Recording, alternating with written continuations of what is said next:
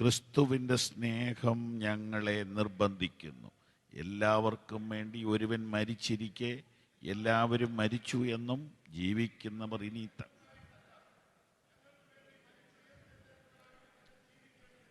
അവൻ എല്ലാവർക്കും വേണ്ടി മരിച്ചുവെന്ന് ഞങ്ങൾ നിർണയിച്ചിരിക്കുന്നു. മതി. പ്രിയ കർത്താവേ, 2000 വർഷം മുമ്പ് അങ്ങയുടെ ദാസനായ പൗലോസ്ലീഹായെ കൊണ്ട് കടലാസ് കണ്ടുപിടിക്കുന്നതിന് മുമ്പ് എഴുതിയിട്ട ഈ തിരുവചനം മനോഹരമായ പേപ്പറിൽ ഇന്ന് പ്രിന്റിങ്ങിൽ ഞങ്ങളുടെ കൈ കിട്ടിയിരിക്കുകയാണ്. റാസൽ കൈമേൽ ഇരുന്നുകൊണ്ട് ഈ വചനം ഞങ്ങൾ വായിക്കുന്നു. ഇതെഴുതിയ പൗലോസ്ലീഹ ഇപ്പോൾ ഭൂമിയിലില്ല. എന്നാൽ ഇത് എഴുതിപ്പിച്ച പരിശുദ്ധാത്മാവ് ഇവിടെ വന്നിട്ടുണ്ട്. ആ പരിശുദ്ധാത്മാവ് തന്നെ ഈ വചനത്തെ ഞങ്ങൾക്ക് വ്യാഖ്യാനിച്ച് തരുവാൻ ഞങ്ങൾ അപേക്ഷിക്കുന്നു. യേശുവിന്റെ നാമത്തിൽ തന്നെ കൈകൾ ഉയർത്തി ദൈവത്തിന് മഹത്വം കൊടുക്കാം.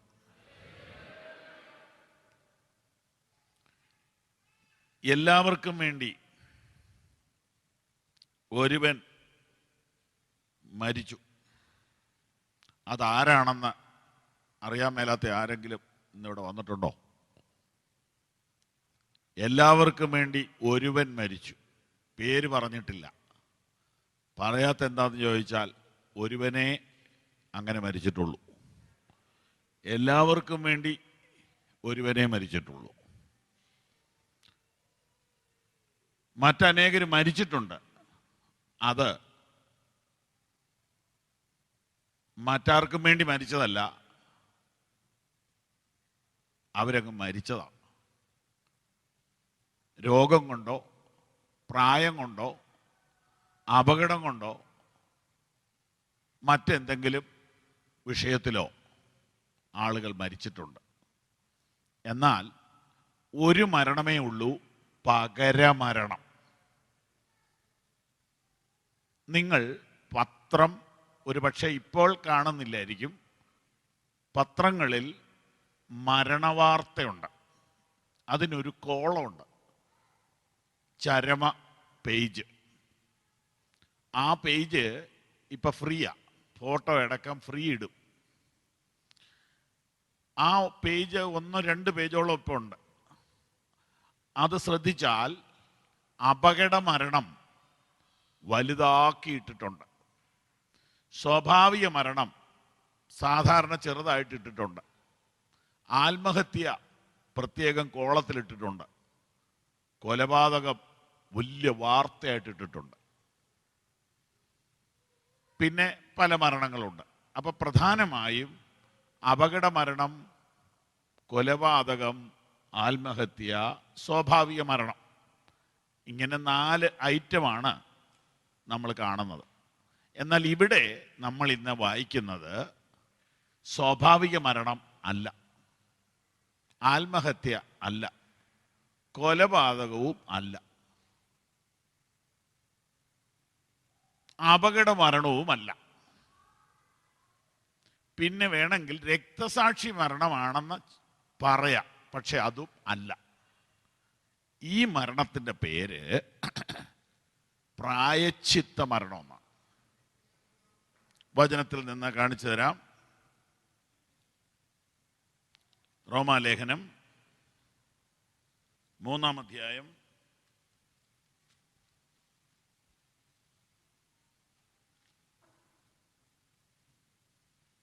25-ാം വാക്യം.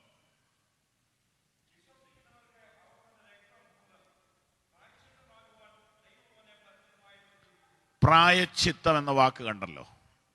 അതെ, ക്രിസ്തുവിൻ്റെ മരണം പ്രായശ്ചിത്ത മരണമാണ്. ബൈബിളിൻ്റെ ഒടുവിലേക്ക് വരുമ്പോൾ ഒരു ബുക്കുണ്ട്, യോഹന്നാൻ്റെ ലേഖനങ്ങൾ. അതിനകത്ത് 1-ാമത്തെ ലേഖനത്തിൻ്റെ 2-ാമത്തെ അധ്യായത്തിൻ്റെ 1-ാമത്തെ വാക്യത്തിൽ എഴുതിയിരിക്കുന്നു, അവൻ സർവ്വലോകത്തിനു വേണ്ടി പ്രായശ്ചിത്തമാണ്. അപ്പോൾ ക്രിസ്തുവിൻ്റെ മരണം കൊലപാതകമല്ല, ആത്മഹത്യയല്ല, സ്വാഭാവിക മരണമല്ല, അപകട മരണമല്ല, രക്തസാക്ഷി മരണവുമല്ല. പിന്നെ എന്ത് മരണമാണെന്നൊന്ന് ചേർന്ന് പറഞ്ഞാട്ടെ? പ്രായശ്ചിത്ത മരണം. എന്താണ് പ്രായശ്ചിത്തം? പ്രായശ്ചിത്ത മരണം എന്നതിന് നമുക്ക് മറ്റൊരു പേര് പറയാം, പകരമരണം. അതിനെ അപ്പോസ്തലൻ നമ്മെ മനസ്സിലാക്കി തരുന്ന വാക്യമാണ് ഇപ്പോൾ ഇവിടെ വായിച്ചത്. എല്ലാവർക്കും വേണ്ടി ഒരുവൻ മരിച്ചു, മരിച്ചതിനാൽ, മരിച്ചിരിക്കെ എല്ലാവർക്കും വേണ്ടി മരിച്ച ഒരുവനേ ഉള്ളൂ, അത് നമ്മുടെ കർത്താവായ യേശുവാണ്. കൈകൾ ഉയർത്തി ദൈവത്തിന് മഹത്വം കൊടുക്കുക. എല്ലാവർക്കും വേണ്ടി മരിച്ച ഒരുവനേ ഉള്ളൂ, അത് നമ്മുടെ കർത്താവായ യേശുവാണ്. ഞാൻ വീണ്ടും പറയുന്നു, എല്ലാവർക്കും വേണ്ടി എന്ന് പറഞ്ഞാൽ ഭൂലോകത്തിലെ എല്ലാ മൂലയിലുമുള്ള എല്ലാ മനുഷ്യർക്കും വേണ്ടി ഒരുവൻ മരിച്ചു, അതാണ് കർത്താവായ യേശു. വേറാരും അങ്ങനെ മരിച്ചിട്ടില്ല. അവൻ എല്ലാവർക്കും വേണ്ടി മരിച്ചു എന്നതിനെ ഒന്ന് വിശദീകരിക്കുവാൻ ഞാൻ ആദ്യത്തെ സമയം ഉപയോഗിക്കുകയാണ്. എന്നാൽ അതിനു മുമ്പ് നമ്മളെ കർത്താവ് അനുവദിച്ചാൽ ഇന്ന് ധ്യാനിക്കാൻ പോകുന്ന വിഷയം ഞാനൊന്ന് പറയാം. എല്ലാവർക്കും വേണ്ടി ക്രിസ്തു, എല്ലാവരും ക്രിസ്തുവിന് വേണ്ടി. ഇതാണ് ഇന്നത്തെ സന്ദേശം. ഞാനൊന്ന് പറയാം, എൻ്റെ കൂടെ ഒന്ന് പറയണം. എല്ലാവർക്കും വേണ്ടി ക്രിസ്തു, എല്ലാവരും ക്രിസ്തുവിന് വേണ്ടി. ഒന്നുകൂടെ പറയാം, ഇച്ചിരൂടെ ഓളിയെ കൂട്ടാവോ? എല്ലാവർക്കും വേണ്ടി ക്രിസ്തു, എല്ലാവരും ക്രിസ്തുവിന് വേണ്ടി. പറഞ്ഞില്ലല്ലോ. ഇച്ചിരൂടെ ഓളിയെ കൂട്ടി പറഞ്ഞാണ്, മൈക്കിന്റെ ഓളിയെ കൂട്ടരുത്.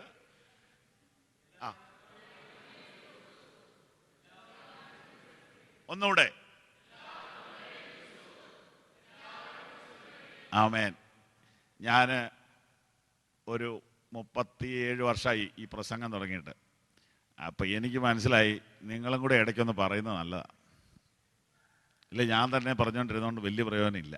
അതുകൊണ്ട് ഇടയ്ക്കൊക്കെ ചില കാര്യമൊന്ന് എടുത്ത് പറയുന്നത് നല്ലതാണ്. കാരണം ഏതായാലും വെറുതെ ഇരിക്കുക, ഈ 1 മണിക്കൂർ കേൾക്കുകയല്ലേ. ആ കൂടെ ഒന്ന് ദൈവവചനം ഏറ്റു പറയുന്നതുകൊണ്ട് കുഴപ്പമില്ലല്ലോ, വേറൊന്നും അല്ലല്ലോ. ഓക്കെ, അപ്പോൾ എല്ലാവർക്കും വേണ്ടി ഒരുവൻ മരിച്ചു.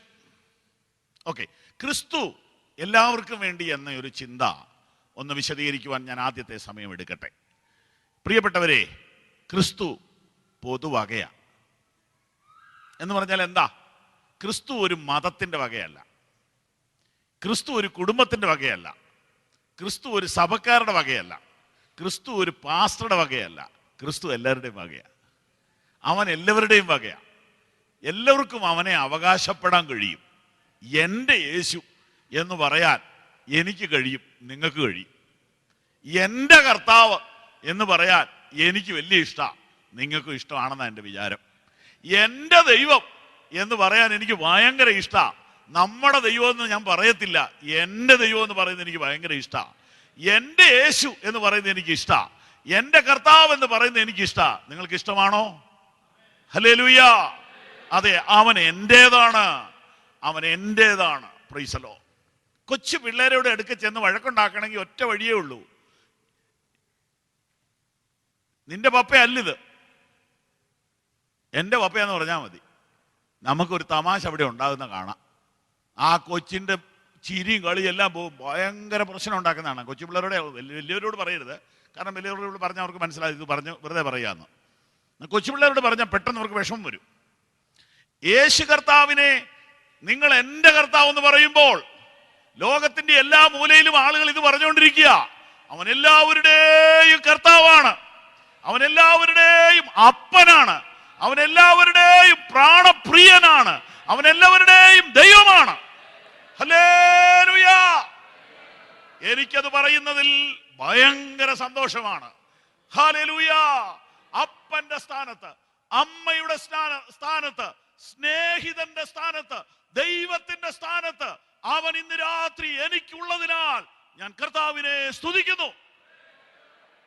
യേശു എൻ പക്ഷമായി തീർന്നതിനാൽ എന്തോരാനന്ദമി ഭൂവിൽ വാസം, യേശു എൻ പക്ഷമായി തീർന്നതിനാൽ. എന്തോരാനന്ദമി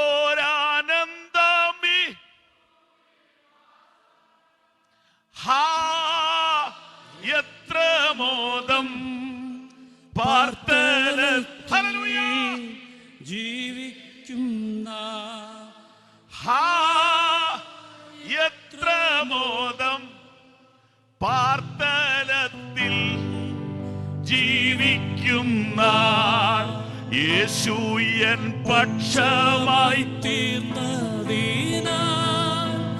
എന്തോരാനന്ദമീ ഭൂവിൽ വാസം, യേശുവൻ പക്ഷമായി തീർന്നതിനാൽ.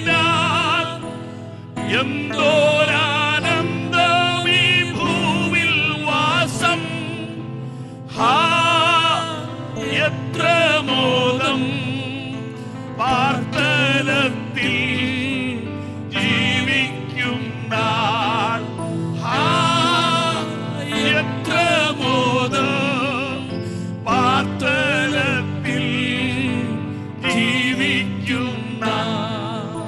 ഈ ലോകം ആക്ഷേപം ചൊല്ലിയാലും ദുഷ്ടർ പരിഹാസം ഓതിയാലും, ഈ ലോകമാക്ഷേപം ചൊല്ലിയാലും ദുഷ്ടർ പരിഹാസം ഓതിയാലും, എൻ പ്രാണനാഥൻ പോയതായ പാദമതി.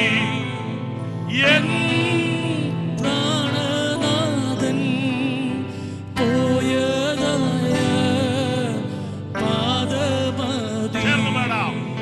യേശു എൻ പക്ഷമായി തീർന്നതിനാൽ. എന്തോരാനന്ദമീ ഭൂവിൽ വാസം, യേശു എൻ പക്ഷമായി തീർന്നതിനാൽ. എന്തോരാനന്ദമീ ഭൂവിൽ വാസം, എത്ര മോദം പാർത്തലത്തിൽ ജീവിക്കുന്ന. എത്ര മോദം പാർത്തലത്തിൽ ജീവിക്കുന്ന. പ്രിയപ്പെട്ടവരെ, നല്ല ഗാനങ്ങളെല്ലാം വചനമാണ്. വചനം ധ്യാനിച്ചപ്പോൾ അവർ എഴുതിയ പാട്ടാണ് ഇതൊക്കെ. Price the Lord. ഞാൻ കുറെ പാട്ട് എഴുതിയിട്ടുണ്ട്, പക്ഷെ ഇതൊന്നും ഞാൻ എഴുതിയതല്ല. എല്ലാ പാട്ടൊന്നും എല്ലാവരും പഠിപ്പിച്ചിട്ടൊന്നുമില്ല, എനിക്ക് പാടാൻ വേണ്ടി എഴുതിയതാ. Price the Lord. വചനം അങ്ങനെ തന്നെ അങ്ങ് പാട്ടാക്കിയിരിക്കുക. യേശു എൻ സ്വന്തം, ഹല്ലേലൂയ, എന്നോട് ഭാഗ്യം ചൊല്ലിക്കൂടാ, പഴയതെല്ലാം കഴിഞ്ഞു പോയി, കണ്ടാലും സർവം പുതിയതായി. യേശു എൻ സ്വന്തം, ഹല്ലേലൂയ, എന്നോട് ഭാഗ്യം ചൊല്ലിക്കൂടാ, പഴയതെല്ലാം കഴിഞ്ഞു പോയി, കണ്ടാലും സർവം പുതിയതായി. അതാ ഈ പ്രസംഗിച്ചോണ്ടിരിക്കുന്നത്, അതാ പറഞ്ഞോണ്ടിരിക്കുന്നത്. യേശു എന്റേതാ. ഈ കെട്ടിടം എന്റേതല്ല, ഈ പ്രസംഗപീഠം എന്റേതല്ല. ഈ മൈക്ക് 10 മണിയാകുമ്പോൾ കൊടുത്തില്ലേ വിവരം അറിയും. ഈ ഹോളിൽ നിന്ന് 10:30 ഇറങ്ങിയില്ലേ വിവരം അറിയും. എന്നാൽ നിനക്കെന്നും സ്വന്തം, നിനക്കെന്നും സ്വന്തം, നിനക്കെന്നും സ്വന്തം യേശു. Hallelujah, hallelujah, hallelujah. എനിക്കു പാട്ടും പ്രശംസയൂ ദൈവ കുഞ്ഞാടും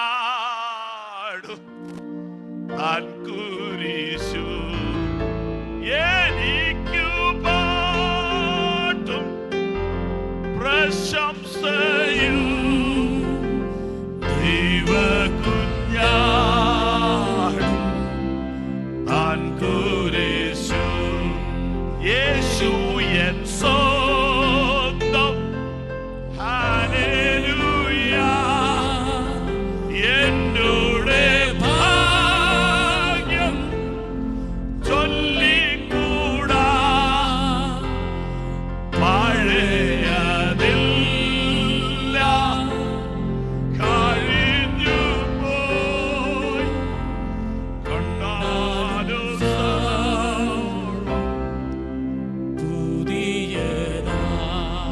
നിങ്ങൾക്ക് ആത്മാവിൽ മനസ്സിലാക്കാൻ കഴിയുന്നുണ്ടോ? പരിശുദ്ധാത്മാവിന്റെ ഒരു കാറ്റ് ഈ ഹാളിൽ പ്രസംഗത്തിന്റെ ഒടുവിലല്ല, ഈ ആരംഭത്തിൽ തന്നെ വീശി തുടങ്ങിയിരിക്കുക. ഹല്ലേലൂയ!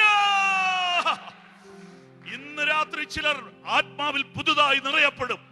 ഇന്ന് ശരീരത്തിലും ആത്മാവിലും അഭിഷേകത്തിന്റെ ഒരു പുതുക്കം ദൈവത്തിന്റെ ആത്മാവ് നൽകുന്നു. പ്രാപിച്ചോ? റബ്ബന ശതര സനാദന റിബാനവ ശഖരാദന. ഹല്ലേലൂയ! ഹല്ലേലൂയ! ഞാൻ നിങ്ങളോട് ചോദിക്കട്ടെ, നിങ്ങൾക്ക് സ്വന്തം എന്ന് പറയാൻ എന്നാ ഉള്ളേ? എന്നാ ഉള്ള പറ? 6000 സ്ക്വയർ ഫീറ്റ് വീട് അല്ലേ? പിന്നെ 3 പശു, പിന്നെ എന്നാ 2 കാറ്, പിന്നെ എന്നാ? എന്നാ ഒരു കാര്യം ഓർത്തോ, ഇതൊന്നും നിങ്ങളുടെ അല്ല, ഒന്നും നിങ്ങളുടെ അല്ല. ചുമ്മാ പറയാവുന്നേ ഉള്ളൂ, ഇതൊന്നും നിങ്ങളുടെ അല്ല. ഇത് കുറെ ദിവസം നിങ്ങളുടെ കയ്യിലിരിക്കും, നാളെ വേറൊരുത്തന്റെ കയ്യിലിരിക്കും. എഴുതി വെച്ചോ, ഞാൻ പറയുന്നത് എഴുതി വെച്ചോ. ഈ കണ്ണാടി പോലും നിന്റേതല്ല, യേശു മാത്രമേ ഉള്ളൂ നിന്റെ സ്വന്തം. ഇതെത്ര പേർ തിരിച്ചറിഞ്ഞിട്ടുണ്ട്? ഇതെത്ര പേർ ശരിക്കും അറിഞ്ഞിട്ടുണ്ട്? ഹല്ലേലൂയ! ഞാൻ ഇന്ന് ജീവിക്കുന്ന എന്തുകൊണ്ടാണെന്നറിയാവോ? കാശുള്ളതുകൊണ്ടല്ല, യേശു ഉള്ളതുകൊണ്ടാ. അത് ശരിക്കും മനസ്സിലാക്കി കൈയൊന്ന് ഉയർത്തിപ്പിടിച്ചേ, ഒരു നല്ല ഹല്ലേലൂയ പറഞ്ഞേ. ഞാൻ ഈ പാട്ട് പാടുന്നത് ഞാൻ പാട്ടുകാരനായിട്ടൊന്നുമല്ല, പാടാതിരിക്കാൻ മേലാത്തോട്ടൊക്കെ പാടുക. പാടാനൊന്നും അറിയത്തൊന്നുമില്ല. ഓ, ഇതുവല്ലോ ആണോ പാട്ട്?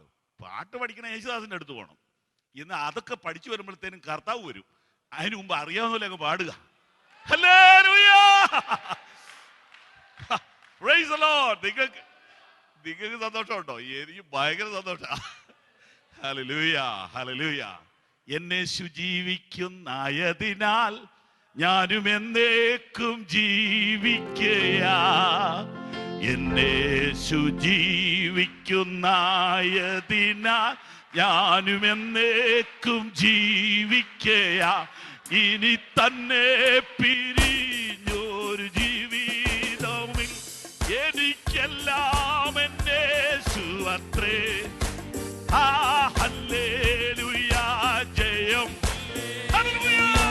യേശു കർത്താവ് ജീവിക്കുന്നു.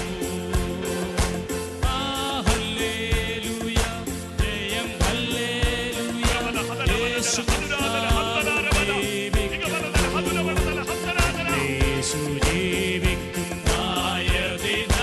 ഞാനും എന്നേക്കും ജീവിക്കയാ.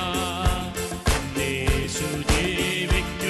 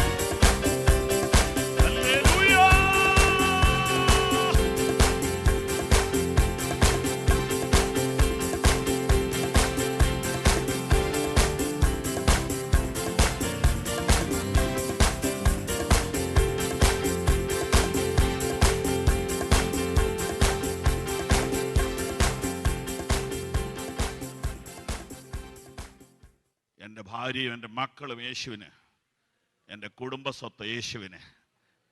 ഇങ്ങനെ എഴുതിയ മണ്ടത്തരല്ലേ സാറേ? അല്ല, അങ്ങനെ എഴുതിയാൽ അത് ഇൻഷുർ ചെയ്തു. പിന്നെ ആ സാധനം പോവുകയില്ല. പിന്നെ അത് തൊടാൻ ലോകത്തിൽ ആർക്കും പറ്റിയില്ല. നീ സൂക്ഷിച്ചു വെച്ചോണ്ടിരുന്ന വലിയൊരു തട്ടിക്കൊണ്ട് പോകും. ഇന്ന് രാത്രി അത് കർത്താവിന് എഴുതിക്കോട്, അത് സുരക്ഷിതമായിരിക്കും. Hallelujah, praise the Lord. Sadhu Kochunju പ്രദേശി ഇപ്പോഴും ജീവിക്കുന്നു. ആ കാലഘട്ടത്തിൽ ജീവിച്ച കോടീശ്വരന്മാരാരും ഇന്ന് ലോകത്തിലില്ല. അദ്ദേഹത്തിന്റെ പാട്ടുകൾ ഇന്ന് രാത്രിയിലും ജീവിക്കുന്നു. ഹല്ലേലൂയ. എനിക്ക് ഈ സന്തോഷം കൂടിയപ്പോ ഒച്ച കൂടി. അപ്പൊ നിങ്ങൾക്ക് തിരിയുന്നുണ്ടോ? ഉണ്ടോ? ഞാൻ പതുക്കെ പറയണമെന്ന് ആഗ്രഹിച്ചൊക്കെ തുടങ്ങുന്ന, പക്ഷെ ഇത് കൂലിക്ക് പ്രസംഗിക്കല്ലോ, നമ്മുടെ ഹൃദയത്തിൽ നിന്നല്ലേ. അപ്പൊ ഇതിനൊരു ആവേശമുണ്ട്, അതാ ഒരു കുഴപ്പം. Praise the Lord, praise the Lord, praise the Lord, praise the Lord, praise the Lord. യേശു എല്ലാവരുടെയും വകയാണ്. സഹോദരി നിന്റെ വകയാണ്. Price the Lord. സഹോദരി കുഞ്ഞെ നിന്റെ വകയാണ്. യൗവനക്കാരാ നിന്റെ വകയാണ് യേശു. നിന്റെ വകയാണ്, നിന്റെ വകയാണ്, നിന്റെ വകയാണ്, നിന്റെ വകയാണ്. പ്രപഞ്ചത്തിന്റെ ഉടമസ്ഥൻ നിനക്ക് സ്വന്തം. ആകാശഭൂമികളെ സൃഷ്ടിച്ചവൻ നിനക്ക് സ്വന്തം. ഹല്ലേലൂയ. UAE-യിൽ നിനക്ക് സ്വന്തമായി ഒന്നുമില്ല. നീ താമസിക്കുന്ന വീട് നിനക്ക് കിട്ടത്തില്ല. എന്നാൽ ഇന്ന് രാത്രി ഞാൻ പ്രസംഗിക്കുന്ന യേശു നിന്റെ സ്വന്തം. അവൻ നിന്റെ സ്വന്തമാണെങ്കിൽ മുഴുവൻ നിന്റെ സ്വന്തമാണ്. അവൻ കൽപ്പിച്ചാൽ അനുസരിക്കാത്ത ആരുണ്ട്? അവൻ്റെതല്ലാത്തത് എന്തുണ്ട്? അവനെ ചോദ്യം ചെയ്യാൻ കഴിവുള്ള ആരുണ്ട് ഇവിടെ? അവൻ നിനക്ക് സ്വന്തമാണെങ്കിൽ നിനക്ക് സ്വന്തമല്ലാത്തത് ഒന്നുമില്ല.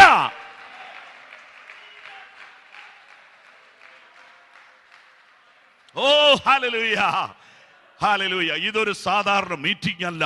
ചിലരുടെ കണ്ണ് തുറക്കുന്ന രാത്രിയാണ്. ചിലരുടെ കണ്ണ് തുറക്കുന്ന രാത്രിയാണ്. ചിലരുടെ തലയിൽ നിന്ന് ചുമട് ഇറങ്ങിപ്പോകുന്ന രാത്രിയാണ്. ചിലരുടെ കേട്ട് അഴിയുന്ന രാത്രിയാണ്. ദൈവ പ്രവൃത്തി വെളിപ്പെടുന്ന രാത്രി.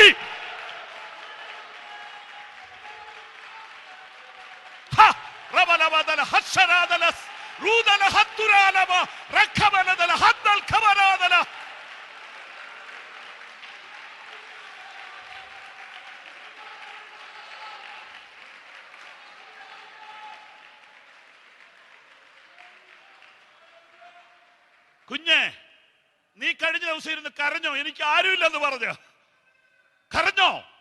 എങ്കിൽ തിരുത്തി എഴുതിക്കോ. നിനക്ക് യേശുവുണ്ട്, നിനക്ക് യേശുവുണ്ട്. എനിക്ക് യേശുവുണ്ട് ഈ മരുവിൽ എല്ലാമായെന്നും എന്നരികിൽ. എന്ന പാട്ടൊക്കെ ഇതൊക്കെ എപ്പോഴാ എഴുതിയതറിയോ? ഭയങ്കര ടെൻഷന്റെ നടുവിൽ എഴുതിയതാ. ഞാനൊരു പാട്ട് എഴുതി, എനിക്കൊരു ദൈവമുണ്ട് പ്രാർത്ഥന കേൾപ്പാൻ, എനിക്കൊരു താതനുണ്ട് താങ്ങി നടത്താൻ. ചില ഹൈ ആയി പോയി. ഇതൊക്കെ എപ്പോഴെഴുതെന്നറിയോ? എപ്പോഴെഴുതിയെന്ന് പറയാനൊക്കെ ഇല്ല, പറഞ്ഞാൽ ഭയങ്കര പ്രശ്നം. അതൊക്കെ ഒരു രാത്രി മുഴുവൻ ഉറങ്ങാതിരുന്ന രാത്രിയിലാണ് പാട്ട് എഴുതിയത്. ഉറങ്ങാതിരിക്കാൻ കാരണം എന്നാണെന്നറിയോ? ഒരു ടെലിഫോൺ കോളാ. അതൊരു ടെൻഷൻ പിടിപ്പിക്കുന്ന കോളായിരുന്നു. ആരോടാ പറയുക? ഭാര്യയോട് പറഞ്ഞിട്ട് കാര്യമില്ല. അവര് ഉറങ്ങാതിരുന്നിട്ട് വല്ല കാര്യമുണ്ടോ? പിള്ളേരോട് പറഞ്ഞിട്ട് കാര്യമുണ്ടോ? അന്ന് രാത്രിയിൽ എഴുന്നേറ്റ് നടന്ന് ടെൻഷനാ, പ്രാർത്ഥിക്കുകയല്ല, ചുമ്മാ വട്ടം നടക്കുക. അന്ന് എഴുതിയ വരിക, എനിക്കൊരു ദൈവമുണ്ട് പ്രാർത്ഥന കേൾപ്പാൻ, എനിക്കൊരു താതനുണ്ട് താങ്ങി നടത്താൻ. കരങ്ങളടിച്ച്, എനിക്കൊരു ദൈവമുണ്ട് പ്രാർത്ഥന കേൾപ്പാൻ, എനിക്കൊരു താതനുണ്ട് താങ്ങി നടത്താൻ, എനിക്കൊരു ദൈവമുണ്ട് പ്രാർത്ഥന കേൾപ്പാൻ, എനിക്കൊരു താതനുണ്ട് താങ്ങി നടത്താൻ. പതറില്ല ഞാൻ, കരയില്ല ഞാൻ, പരിഭവിക്കില്ല ഇനി ഒരു നാളിലും.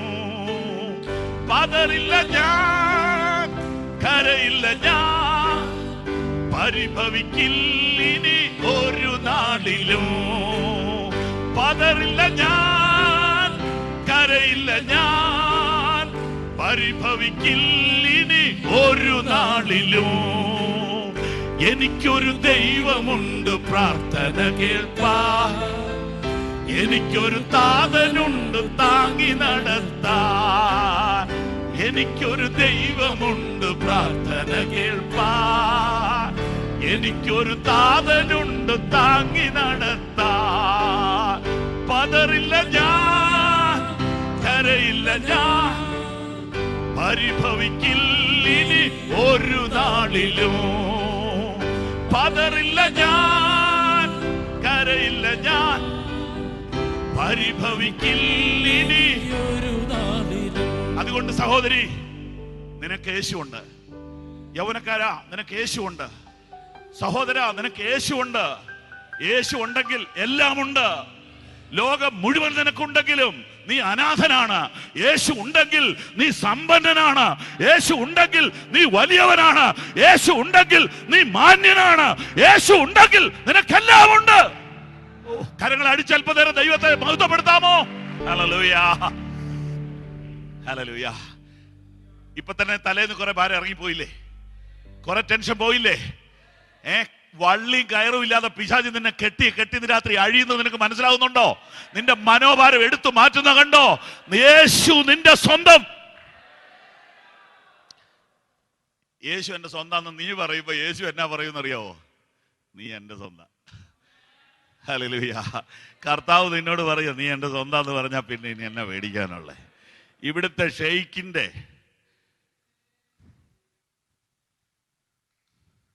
അകന്ന ബന്ധത്തിൽ ഒരു ബന്ധം നിങ്ങൾക്ക് കിട്ടിയാൽ നിങ്ങൾക്ക് സന്തോഷമാവുമോ? എടാ, മഹാരാജാവ് നിന്റെ സ്വന്തം എന്ന് പറഞ്ഞാൽ അതിനേക്കാൾ വലുത് എന്നാ വേണ്ടേ? അന്നേരം ഇപ്പം ഒരു വിഷമം എന്നാ വെച്ചാൽ എന്റെ പാസ്റ്ററെ അങ്ങനെ സ്വന്തം എന്ന് പറഞ്ഞോണ്ടല്ലോ കാര്യമുണ്ടോ? ഇതേ അനുദിന ജീവിതത്തിൽ എൻജോയ് ചെയ്യാവുന്നൊരു സത്യമാണ് നിങ്ങൾ ഈ അറിഞ്ഞുകൊണ്ടിരിക്കുന്നത്. ജീവിതകാലം മുഴുവനും നിങ്ങളെ ബലത്തോടെ നടത്താൻ പറ്റിയ ഒരു തിരുവചന സത്യമാണ് ഇന്ന് രാത്രി നിങ്ങൾ പഠിക്കാൻ പോണത്. ഇനി ഇതിന്റെ വചനം തരാൻ പോവാ. യേശു എല്ലാവരുടേതുമാണ് എന്നതിന് 4 കുറിപ്പ് തരാം. 4 കുറിപ്പ്. 1, ലൂക്കോസിന്റെ സുവിശേഷം. Hallelujah, hallelujah, hallelujah, hallelujah, hallelujah, hallelujah. 2-ാം അധ്യായം. ഈശോ മശിഹ ഈ ഭൂമിയിൽ ഒരു മനുഷ്യ കുഞ്ഞായിട്ട് പിറന്ന കാര്യം ഓർമ്മയുണ്ടല്ലോ? ആ ജനന ദിവസം സ്വർഗത്തിൽ നിന്നൊരു മാലാഖ വന്നു. ആ മാലാഖയുടെ കൂടെ ഒരു ടീമുണ്ട്. അതൊരു ഗായക സംഘമാണ്. ഒരു ഗായക സംഘത്തോടു കൂടെയാണ് ഈ ദൂതൻ വന്നത്. ദൂതൻ വന്നിട്ട് ദൂതൻ അവരോട് 10-ാം വാക്യം, ഭയപ്പെടേണ്ട, സർവജനത്തിനും ഉണ്ടാകുവാനുള്ളൊരു മഹാസന്തോഷം. ശ്രദ്ധിച്ചേ, അതിനകത്ത് ശ്രദ്ധിക്കേണ്ട വാക്ക് ഏതാണെന്നറിയാവോ? സർവജനത്തിനും. നിങ്ങളുടെ വീട്ടിലൊരു കൊച്ചു ജനിച്ചാൽ ആർക്കൊക്കെ സന്തോഷമുണ്ട്? ഈ മുമ്പിൽ ഇരിക്കുന്ന സഹോദരനോടാണ് ഞാൻ ചോദിക്കുന്നത്. ചെക്ക് ഷർട്ട് ഇട്ട മീശ വെച്ച സഹോദരനോട്. വീട്ടിലൊരു കൊച്ചു ജനിച്ചാൽ എനിക്ക് സന്തോഷമുണ്ടോ? എനിക്ക് സന്തോഷമില്ല. കാരണം നമ്മളിത് ആദ്യമായിട്ടല്ലേ കാണുന്നത്. കൊച്ചു ജനിച്ചാൽ എന്നെ അറിയിക്കുമോ? ചിലപ്പോൾ ഇന്ന് തൊട്ട് ഇനി അറിയിച്ചേക്കാന്ന് വെക്കുമായിരിക്കും. അറിയിക്കല്ലോ, ഒക്കെ മറന്നു പോകുന്ന കാര്യങ്ങളാണ്. സ്വോത്രം. അപ്പൊ എനിക്ക് എന്നാ സന്തോഷം? നിങ്ങൾക്ക് കൊച്ചു ജനിച്ചു. എന്നാൽ ഒരു കൊച്ചു ജനിച്ചു. എന്റെ പൊന്നെ, നിങ്ങൾക്ക് വലിയ സന്തോഷം വരുന്നുണ്ടോ? സർവജനത്തിനും സന്തോഷം വന്ന ഒറ്റ കൊച്ചേ ഉള്ളൂ. ആ കൊച്ചിന്റെ പേരെന്നാ? ഉറച്ചു പറ, യേശു. കാരണം എന്നാന്നറിയോ? അവൻ എല്ലാവർക്കും വേണ്ടി ജനിച്ചത്. മനസ്സിലായോ? എങ്കിൽ കാര്യങ്ങൾ അടിച്ച സന്തോഷം ഒന്ന് പ്രകടിപ്പിച്ചോട്ടെ. ആമേൻ, ആമേൻ, ആമേൻ. യേശു ജനിച്ചത് എല്ലാവർക്കും വേണ്ടി. ആമേൻ. ചേർന്ന് പറയാം, യേശു ജനിച്ചത് എല്ലാവർക്കും വേണ്ടി. ആമേൻ. ഇംഗ്ലണ്ടിലെ കിരീടാവകാശിക്ക് ഒരു കുഞ്ഞ് ജനിക്കുക. എത്ര മാസം മുമ്പ് ആശുപത്രി ബുക്ക് ചെയ്തിട്ടു. വീഡിയോക്കാരവിടെ ചുറ്റും നിൽക്കുക. ജനിക്കുന്ന സമയം തൊട്ടുള്ള ഫോട്ടോ എടുക്കാൻ വേണ്ടിയിട്ടാ. സോദരം. പക്ഷേ ആ വാർത്ത കണ്ടുകൊണ്ട് ഇന്ത്യയിലുള്ളവർ ചീത്ത പറയുക, അതും ഇതൊക്കെ പറയുക. എന്തോ ഒരു കാശാ കളയുന്നത് എന്ന് പറഞ്ഞാൽ എല്ലാവർക്കും സന്തോഷമല്ലെന്നാണ് ഞാൻ ഈ പറഞ്ഞു വരുന്നത്. എല്ലാവർക്കും സന്തോഷമല്ല, എല്ലാവർക്കും സന്തോഷമല്ല. Hallelujah, hallelujah. എല്ലാവർക്കും സന്തോഷമുള്ള ഒരു കുഞ്ഞേ ഈ ലോകത്തിൽ വന്നിട്ടുള്ളൂ. ആ കുഞ്ഞാണ് ഇന്ന് രാത്രി ഞാനിവിടെ പ്രസംഗിക്കുന്നത്. യേശു. ഹല്ലേലൂയ. എന്തുകൊണ്ട്? അവൻ എല്ലാവർക്കും വേണ്ടി ജനിച്ചു. അവൻ എല്ലാവർക്കും വേണ്ടി ജനിച്ചു. അവന്റെ ജനനത്തിങ്കൽ ലോകം സന്തോഷിച്ചു. എന്താണ് കാര്യം? ഞാൻ വിശദീകരിക്കാം. അവന്റെ ജനനത്തിങ്കൽ മനുഷ്യവർഗത്തിന് ഒരു രക്ഷകനാണ് ജനിച്ചത്. അവന്റെ ജനനം മനുഷ്യവർഗത്തിന് ഒരു രക്ഷകനെയാണ് തന്നത്. അവന്റെ ജനനം മനുഷ്യവർഗത്തിന് ഒരു വീണ്ടെടുപ്പുകാരനെയാണ് നൽകിയത്. അവന്റെ ജനനം മനുഷ്യവർഗത്തിന് ഒരു ഉദ്ധാരകനെയാണ് നൽകിയത്. അവന്റെ ജനനം മനുഷ്യവർഗത്തിന് ഒരു വെളിച്ചമാണ് നൽകിയത്, നിത്യജീവനാണ് നൽകിയത്, പാപമോചനമാണ് നൽകിയത്, രക്ഷയാണ് നൽകിയത്. അതുകൊണ്ട് അവന്റെ ജനനത്തിങ്കൽ എല്ലാവരും സന്തോഷിക്കണമെന്ന് തിരുവചനം രേഖപ്പെടുത്തിയിരിക്കുന്നു. സകല മനുഷ്യർക്കും ഉണ്ടാകുവാനുള്ള മഹാസന്തോഷം, സർവജനത്തിനും ഉണ്ടാകുവാനുള്ള മഹാസന്തോഷം. എനിക്ക് അവിടുത്തെ വാക്കുകളെല്ലാം ഭയങ്കര ഇഷ്ടമാണ്. ഞാൻ ഒന്നുകൂടെ പറയുകയാണ്, ശ്രദ്ധിച്ചു കേട്ടാലും. ദൂതൻ പറയുന്നു, ഇത് സർവജനത്തെയും ബാധിക്കും. ഇത് മഹാസന്തോഷമാണ്.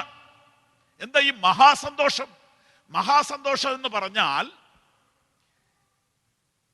ഭൗതികതയാൽ ഉളവാകുന്ന സന്തോഷത്തെക്കാൾ വലിയ സന്തോഷമാണ് യേശുവിനാൽ ഉണ്ടാകുന്ന സന്തോഷം. അതുകൊണ്ടാണ് അതിനെ മഹാസന്തോഷം എന്ന് പറഞ്ഞത്. അതിനൊരു ഉദാഹരണം പറയാൻ ഇവിടെ ഇരിക്കുന്ന പരിചയമുള്ള ദൈവമക്കളുടെ മനസ്സിൽ ഒരു വാക്യം വരുന്നുണ്ട്. ആ വാക്യം ഇതായിരിക്കും: ധാന്യവും വീഞ്ഞും വർദ്ധിച്ചപ്പോൾ അവർക്കുണ്ടായതിലും അധികം സന്തോഷം നീ എന്റെ ഹൃദയത്തിൽ തന്നു. ഹല്ലേലൂയ. ദാവീദ് ഒരു ദിവസം ഇങ്ങനെ പറയുന്നു, രക്ഷയുടെ സന്തോഷം എനിക്ക് തിരികെ തരണമേ. അങ്ങനെയാണെങ്കിൽ യേശുവിൽ കൂടെ ലഭിക്കുന്ന സന്തോഷം മഹാസന്തോഷമാണ്. പ്രിയപ്പെട്ടവരെ, ശ്രദ്ധിച്ചു കേട്ടോളൂ. പരിശുദ്ധാത്മാവ് നമ്മോട് സംസാരിക്കുകയാണ്. നിങ്ങൾക്ക് ഒരു പരീക്ഷയിൽ മാർക്ക് കിട്ടുമ്പോൾ സന്തോഷിക്കാം. പക്ഷെ വേറൊരു പരീക്ഷയിൽ മാർക്ക് കുറയുമ്പോൾ ആ സന്തോഷം എന്ത് ചെയ്യും? നഷ്ടപ്പെട്ടു പോകും. ഒരു പ്രമോഷനിൽ നിങ്ങൾക്ക് സന്തോഷിക്കാം. പക്ഷെ വേറൊരു പ്രമോഷൻ തടയപ്പെടുമ്പോൾ ആ സന്തോഷം നഷ്ടപ്പെട്ടു പോകും. ഒരു വണ്ടി മേടിക്കുമ്പോൾ സന്തോഷിക്കും. ആ വണ്ടിയുടെ ടയറിന്റെ കാറ്റ് പോകുമ്പോൾ സന്തോഷം പോകും. ലോകത്തിലെ സന്തോഷം മിനിറ്റുകൾ കൊണ്ട് തീർന്നു പോകും. സ്തോത്രം. ടെലിവിഷനകത്തോട്ട് നോക്കി ഫുട്ബോൾ കളി കണ്ടോണ്ടിരിക്കുക. ബ്രസീലിന് ഗോൾ അടിച്ചു, ഭയങ്കര സന്തോഷം. ജർമ്മനി 2 എണ്ണം കൂടുതൽ അടിച്ചപ്പോ തീർന്നു, കാറ്റുപോയി. ലോകത്തിലെ സന്തോഷം ഇത്രയേ ഉള്ളൂ. ലോകത്തിലെ സന്തോഷം ഇത്രയേ ഉള്ളൂ. എന്നാൽ യേശുവിൽ കൂടിയുള്ള സന്തോഷം അത് മഹാസന്തോഷമാണ്. അതിനെക്കുറിച്ച് തിരുവചനം പറയുന്നു, ലോകത്തിന് തരുവാനോ എടുക്കുവാനോ കഴിയാത്ത സന്തോഷം. എനിക്കിതിനെല്ലാം പാട്ടുണ്ട്. ആരും തരാത്ത വിധം ആനന്ദം തൻ സവിതേ, ആരും തരാത്ത വിധം ആനന്ദം തൻ സവിതേ, അനുദിനം അതിനാൽ അനുഭവിക്കുന്നു നാം, അനുദിനം അതിനാൽ അനുഭവിക്കുന്നു നാം. അപഹരിക്കാവതല്ലി അനുഗ്രഹങ്ങൾ, അപഹരിക്കാവതല്ലി അനുഗ്രഹങ്ങൾ. സന്താപം തീർന്നല്ലോ, സന്തോഷം വന്നല്ലോ, സന്തോഷം എന്നിൽ വന്നല്ലോ. ഹല്ലേലൂയ. യേശു പാപം മോചിച്ചു, എന്നെ മുറ്റും രക്ഷിച്ചു, സന്തോഷം എന്നിൽ വന്നല്ലോ. ആമേൻ. നിങ്ങൾ ഈ പാട്ടൊക്കെ എവിടെയെങ്കിലും ഒന്ന് നോട്ട് ചെയ്തിട്ടോണം. ഈ രാവിലെയും വൈകിട്ടൊക്കെ ഒരു 3-4 പാട്ടൊക്കെ അങ്ങ് പാടുന്നത് നല്ലതാണ്, ആരോഗ്യത്തിന് നല്ലതാണ്. അതെ, ഗുളിക അത് കുറച്ച് കഴിച്ചാൽ മതി. സ്തോത്രം. ഭക്ഷണം കുറഞ്ഞാലും നിൽക്കുക ഇതുണ്ടെങ്കിൽ. ഇത് പാടാനിരിക്കും. ചില ദിവസം പാട്ട് ദിവസം മുഴുവൻ മറിക്കും. 6000 പാട്ടുണ്ട്, പക്ഷെ പാടാനൊന്നും കിട്ടുന്നില്ല. അതിനും ഒരു മൂഡ് വേണം, അല്ലേ? ശരിയാണോ ഞാൻ പറയുന്നത്? ഇല്ലേ? ഞങ്ങൾ കുടുംബ പ്രാർത്ഥനയ്ക്ക് മറിച്ച് പോവുക, ഒന്നും കിട്ടുന്നില്ല. ഇതന്നെ ഇതിനകത്ത് പാട്ടല്ലേ? അപ്പൊ അതുകൊണ്ട് ഇതൊക്കെ എഴുതിയിട്ടോ, ഇത് മൂടുള്ള സാധനമാണ്. സ്വോത്രം സ്വോത്രം സ്വോത്രം സ്വോത്രം സ്വോത്രം സ്വോത്രം സ്വോത്രം. അപ്പോ ആരും തരാത്ത സന്തോഷം, അല്ലേ? ലോകത്തിന് തരുവാനോ എടുക്കുവാനോ കഴിയാത്ത സന്തോഷം. ധാന്യം വീഞ്ഞും വർദ്ധിച്ചപ്പോൾ അവർക്കുണ്ടായതിലധികം സന്തോഷം. ഓ, അതിന്റെ പേരാണ് മഹാസന്തോഷം. ചേർന്ന് പറയാം, മഹാസന്തോഷം. ഹല്ലേലൂയ. ഇതാണ് യേശു നമുക്ക് തരുന്നത്. Hallelujah, hallelujah. ഫിലിപ്പിയ ലേഖനം എന്നൊരു ലേഖനമുണ്ട്. ഈ ലേഖനം എഴുതിയ ആള് ജയിലിൽ കിടന്നുകൊണ്ടാ എഴുതിയ. ജയിലിൽ കിടന്നുകൊണ്ട് എഴുതിയ ആള് പറയുക, എനിക്ക് ഒരു കാര്യം നിങ്ങളോട് പറയാനുള്ളൂ, കർത്താവിൽ എപ്പോഴും. എനിക്കത് വായിക്കുമ്പോൾ ചിരി വരിക, ഈ മനുഷ്യനെല്ലാം പറ്റിയേ. നമ്മളിവിടെ എയർ കണ്ടീഷൻ മുറിയിൽ ഇരുന്നിട്ട് നമുക്ക് സന്തോഷം വരുന്നില്ല. ഈ ജയിലിനകത്ത് കിടക്കുക, ജയിലിനകത്ത് AC ഉണ്ടോ? ഇല്ല. ചുമ്മാ തറയിൽ കിടക്കുക, എന്നിട്ട് എഴുതുക, എനിക്ക് ഒറ്റ കാര്യം പറയാനുള്ളൂ, കർത്താവിൽ. എൻ്റെ പൊന്നെ, അങ്ങനെയാണ് സഹോദരിമാരെ.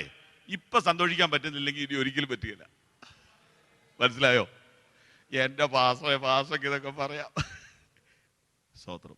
സഹോദരിമാരെ, ബുദ്ധിമുട്ടുകൾ എന്ന് പറയുന്നത് നന്നായിട്ട് കണ്ടിട്ടുള്ളൊരു മനുഷ്യനാണ് ഞാൻ. എല്ലാ ബുദ്ധിമുട്ടും, ശാരീരിക ബുദ്ധിമുട്ടും സാമ്പത്തിക ബുദ്ധിമുട്ടും മാനസിക ബുദ്ധിമുട്ടും ഒക്കെ അനുഭവിച്ചിട്ടുള്ളവരാണ്. പക്ഷെ അതിനിടയിൽ ഒരു സന്തോഷമുണ്ട്. അതാണ് യേശു തരുന്ന സന്തോഷം. അതാണ് പരിശുദ്ധാത്മാവ് തരുന്ന സന്തോഷം. Glory to God. Hallelujah, hallelujah. ഞാൻ കർത്താവിനെ സ്തുതിക്കുന്നു. ഹല്ലേലൂയ. ജയിലിൽ കിടന്നുകൊണ്ട് പറയുക, കർത്താവിൽ എപ്പോഴും സന്തോഷിക്കുവീൻ. അതേ കാര്യം തന്നെ ഞാൻ പിന്നെയും നിങ്ങളോട് പറയുന്നു, സന്തോഷിപ്പീൻ. അപ്പോ ജയിലിൽ കിടക്കുമ്പോൾ സന്തോഷിക്കാൻ കഴിയുന്ന സന്തോഷമാണ് ക്രിസ്തീയ സന്തോഷം. രോഗക്കിടക്കയിലും സന്തോഷിക്കാൻ കഴിയുന്ന സന്തോഷമാണ് ക്രിസ്തീയ സന്തോഷം. കയ്യിലും കാലിലും ചങ്ങലയിട്ടിരിക്കുമ്പോൾ പാട്ടുപാടാൻ കഴിയുന്ന സന്തോഷമാണ് ക്രിസ്തീയ സന്തോഷം. നീ ചോദിച്ചത് കിട്ടിയില്ലെങ്കിലും, നീ പ്രാർത്ഥിച്ചിട്ട് മറുപടി കിട്ടിയില്ലെങ്കിലും, സാമ്പത്തിക ഉയർച്ച വന്നില്ലെങ്കിലും, ഇന്ന് രാത്രി പറയണം, ഞാൻ സന്തോഷിക്കും. ഞാൻ എൻ്റെ കർത്താവിൽ സന്തോഷിക്കും. ലാഭമാണെങ്കിലും സന്തോഷിക്കും, നഷ്ടമാണെങ്കിലും സന്തോഷിക്കും, പ്രതികൂലമാണെങ്കിലും സന്തോഷിക്കും, പ്രയാസമാണെങ്കിലും സന്തോഷിക്കും. Oh Jesus. ഇങ്ങനെ ഒരു ലെവൽ ആത്മീയത്തിൽ പ്രാപിച്ചെടുത്താ ഉണ്ടല്ലോ, പിന്നെ പിശാച് കുറെ നാളത്തേക്ക് നമ്മുടെ ഇവിടുന്ന് ട്രാൻസ്ഫർ ആയി പോകും. കേട്ടായിരുന്നോ ഞാൻ പറഞ്ഞു? UAE നിന്ന് പോകുന്നല്ല, നമ്മുടെ വീടിന്റെ കോമ്പൗണ്ടിൽ നിന്ന് മാറും. കാരണം ഇവന്റെ പുറകെ നടന്നിട്ട് കാര്യമില്ലെന്ന് മനസ്സിലാവുള്ളൂ. അതായത് ഒന്നിനും നിന്റെ സന്തോഷത്തെ കെടുത്താൻ കഴിയയില്ലെന്നുള്ള ആത്മീയ തിരിച്ചറിവ് തോമസ് കുട്ടി പ്രാപിച്ചാൽ പിന്നെ തോമസ് കുട്ടിയുടെ പരിസരത്ത് പിശാച് നിന്നിട്ട് കാര്യമില്ല. പുള്ളി പറയും, നമുക്ക് വേറൊരിടത്ത് പോവാം, വേറെ ഒരു സെൻട്രൽ പാസ്റ്ററുടെ പരിസരത്തോട്ട് പോയേക്കാം, അതായിരിക്കും നല്ലതെന്ന് പറയും. പിടികിട്ടിയില്ല. സ്തോത്രം. Price the Lord. അങ്ങനെയാണ് ഇന്ന് രാത്രി കൈ ഉയർത്തി പിടിച്ചുകൊണ്ട് പറയണം, എൻ്റെ സന്തോഷത്തെ കെടുത്തുവാൻ ലോകത്തിൽ ഒരു ശക്തിക്കും കഴിയത്തില്ല. എൻ്റെ സന്തോഷത്തെ എടുത്തു കളയുവാൻ ലോകത്തിൽ ഒരു ശക്തിക്കും കഴിയത്തില്ല. കാരണം എൻ്റെ സന്തോഷം യേശുവിലുള്ള സന്തോഷമാണ്. പ്രിയപ്പെട്ടവരെ, നമ്മൾ പഠിക്കുന്ന ഈ വചനം ഉണ്ടല്ലോ, ഇത് ഭയങ്കര ആഴമുള്ള സത്യമാണ്. Price the Lord. ഇതൊക്കെ പഠിപ്പിക്കാൻ പോയാൽ അതിലെ തന്നെ സമയം അങ്ങ് പോകും. അതാ വേറൊരു പ്രശ്നം.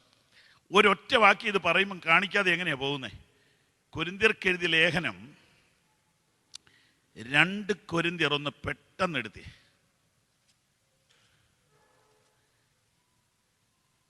2 കൊരിന്ത്യർ 8:1-2 ഒന്ന് ഉറക്കെന്ന് വായിച്ചേ. ആ ആ ആ ആ അത്രയും മതി. കഷ്ടത എന്ന കഠിന ശോധനയിലായിരുന്നിട്ടും അവരുടെ സന്തോഷ സമൃദ്ധി എന്ന് പറഞ്ഞാൽ പ്രോസ്പെരിറ്റി എന്നല്ലേ? അതെ. എപ്പോഴാ? കഷ്ടതയുടെ ഈ 2 വാക്കും ക്ലൈമാക്സ് അല്ലേ? 2 എൻഡ് അല്ലേ? കഷ്ടതയുടെ ക്ലൈമാക്സ് ആണ് ആദ്യം പറഞ്ഞിരിക്കുന്നത്, സന്തോഷത്തിന്റെ ക്ലൈമാക്സ് ആണ് രണ്ടാമത് പറഞ്ഞിരിക്കുന്നത്. ഇത് രണ്ടും കൂടി ഉള്ളവന്റെ പേരാണ് എന്ത്? ഉറച്ചു പറ. നിങ്ങളുടെ പേരങ്ങ് പറഞ്ഞാൽ മതി. മനസ്സിലായില്ലല്ലേ? ഇത് രണ്ടും കൂടി ഉള്ളവന്റെ പേരാ എന്ത്? അലക്സ്. അതാ, അല്ല വേറെ വല്ലവരുടെ പേര് പറഞ്ഞിട്ട് തന്നെ കാര്യമുള്ളേ. Praise the Lord, praise the Lord, praise the Lord. നമ്മൾ ഈ മരണവീട്ടിൽ ബൈബിൾ വായിക്കുന്ന പോലെ വായിച്ചിട്ട് ഒരു കാര്യമില്ല. ഞങ്ങളുടെ അടുത്തൊരാൾ മരിച്ചു. ഏതാ വായിക്കേണ്ടത് ഒരു പിടിയില്ല. അല്ല, അവരുടെ കുറ്റമല്ല, കാരണം ജീവിച്ചിരുന്നപ്പോൾ വായിച്ചിട്ടില്ല, മരിക്കുമ്പോഴേ ആകെ വായിക്കുന്നുള്ളൂ. കുറ്റമല്ല കേട്ടോ, സത്യം പറഞ്ഞതേ ഉള്ളൂ. അപ്പം എൻ്റെ സഭയിൽ ഒരു സഹോദരനെ വിളിച്ചു ചോദിച്ചു, എൻ്റെ മോനെ ജോണി ഏത് വാക്യാടാ വായിക്കേണ്ടത്? അവൻ പറഞ്ഞു, ഈ സങ്കീർത്തനം 1 തൊട്ടങ്ങ് തുടങ്ങിക്കോളാൻ പറഞ്ഞു. സ്തോത്രം. അങ്ങനെ അറിയാവുന്ന 2 പേരെ വിളിച്ചിരുത്തി 1-ാം സങ്കീർത്തനം തൊട്ട് വായിക്കുക. വായിക്കുന്ന ആൾക്ക് തിരിയുന്നില്ല, കേൾക്കുന്നവർക്കും തിരിയുന്നില്ല, പരേതൻ ശ്രദ്ധിക്കുന്നുമില്ലല്ലോ. കുറ്റം പറഞ്ഞതല്ല, മനസ്സിലാക്കാൻ വേണ്ടി പറയുന്നത്. അങ്ങനെയൊന്നും അല്ല വായിക്കേണ്ടത്. ഇത് ഒരുപാട് ടൺ കണക്കിന് വായിക്കുകയും വേണ്ട. എൻ്റെ വ്യക്തിപരമായ കാര്യം പറയുകയായി, 3-4 പേജൊക്കെ എന്തോ കാര്യത്തിന് വായിക്കുന്നത്. നിങ്ങൾ ഒരു പാരഗ്രാഫ് വായിച്ചിട്ട് അതൊന്നും ധ്യാനിക്കുക. എന്നാ മൊത്തം ഇത് നിധിയല്ലേ ഇത്, നിധിയല്ലേ ഇത്. ഇപ്പൊ ആ ഒറ്റ വാക്യം നോക്കിയ മോനെ, അതൊന്നുകൂടി ഒന്നിട്ട്. കഷ്ടതയുടെ കഠിന ശോധനയിലായിരുന്നിട്ടും അവരുടെ സന്തോഷ സമൃദ്ധിയും. ഇനി അടുത്തത് ഞാൻ പറഞ്ഞില്ല, അടുത്ത പറയാൻ പോവുക. എന്നാ ദാരിദ്ര്യ, എന്റെ ദൈവമേ, ദാരിദ്ര്യത്തിന് അവാർഡ് കിട്ടിയ പാർട്ടിയാണ് ഈ സന്തോഷ സമൃദ്ധിയിൽ ഇരിക്കുന്നത്. അങ്ങനെയാണ് ഇവിടെ ഇരിക്കുന്ന ഒരു സന്തോഷിക്കാത്തത് ഇതുപോലെ എന്താ തെറ്റാന്നറിയോ? കാരണം ദാരിദ്ര്യത്തിന് അവാർഡ് കിട്ടിയവരെന്ന് കൈപൊക്കിക്ക് ആരും ഇവിടെ ഇല്ല, എന്നിട്ട് സന്തോഷമില്ല. ഉണ്ടോ കേട്ടോ, സന്തോഷമുണ്ട്. ഞങ്ങളെല്ലാം ഇന്ന് ഭയങ്കര സന്തോഷത്തിലാണെന്ന് എനിക്കറിയാം, എന്നാലും ഞാൻ പറഞ്ഞതേ ഉള്ളൂ. സ്തോത്രം. അല്ല പാസ്റ്ററേ, ഇങ്ങനെ പറഞ്ഞാൽ ഞങ്ങൾക്ക് കരയാൻ ഒരു വഴിയില്ലെന്നാണോ ഇപ്പൊ പറഞ്ഞുകൊണ്ട് വരുന്നേ? അതെ. അയ്യോ, എന്നാ അതൊരു സങ്കടമാണല്ലോ. മുഴുവൻ സന്തോഷമാണെന്ന് പഠിപ്പിച്ചു വെച്ചാൽ ഇനി എന്നാ ചെയ്യുന്നത്? ഞങ്ങൾക്ക് ഇടയ്ക്കൊന്ന് കരയണമല്ലോ. ചൊവ്വാഴ്ച ഒന്ന് കരയാൻ എന്തെങ്കിലും ഒരു വഴിയുണ്ടോ? ഈ പുസ്തകം വെച്ച് നോക്കിയാൽ ഒരു വഴിയില്ല. അല്ല, എന്നാൽ ബുധനാഴ്ച ഉച്ച കഴിഞ്ഞ് അല്പം നേരം ഒന്ന് ടെൻഷൻ പിടിച്ചോട്ടെ, പറ്റുകയില്ല. ഈ പുസ്തകം ഉള്ളിടത്തോളം കാലം ഇതിൻ്റെ നടുവിൽ സന്തോഷ, ഈ ടെൻഷന്റെ ഇടയിൽ സന്തോഷ. മഹാദാരിദ്ര്യവും ധാരാളം ഔദാര്യം. നിങ്ങൾക്ക് കൊല്ലം മനസ്സിലായോ? നിങ്ങൾ ഇതൊന്ന് അരച്ച് കലക്കി കുടിക്കണം. സ്തോത്രം. നെല്ലിക്ക, കടുക്ക, താന്നിക്ക, ഇത് 3 കൂടി അരച്ച് കുടിച്ചാൽ വയറിന് നല്ലതാ. സ്തോത്രം. ഇത് അരച്ച് കുടിച്ചാൽ ആത്മാവിന് നല്ലതാ. സ്തോത്രം. എന്നെ വാക്യം എഴുതിയിട്ടിരിക്കുന്നത്. പക്ഷെ ഇതൊന്നും ഇത് കണ്ടിട്ട് പോലും ഇല്ല. കാരണം സങ്കീർത്തനല്ലേ ആകെ കൂടെ വായിച്ചിട്ടുള്ളൂ. ഞാൻ ഈ പറയുന്നൊന്നും വെറുതെ അല്ല. ബൈബിൾ ഇപ്പോൾ ഒരാളുടെ ബൈബിള്